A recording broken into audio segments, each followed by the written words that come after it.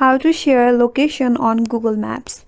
Hi everyone, welcome back to our channel, and on today's video we will learn how we can share location on Google Maps. So without further delay, let's get started with this video.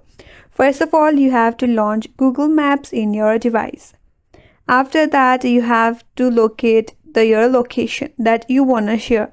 After that, tap on it. Then you will see this option as share location. Tap on it. Now, first of all, you can set the time period. If you want to set your location for 2 hours, then you can do that as well. Or if you want to select the second option that says until you turn this off. So according to your preferences, you can choose one from there. Now, you have to decide where you want to share your location, whether you want to share your location on Google Maps itself or through the different platforms such as the Messenger, chats through Messages, Telegram, Chrome, Gmail, and many more. So from here, you have to select your preferred platform. Then you will be able to share your location. So that's the way to share location on Google Maps, and that's all for today's video.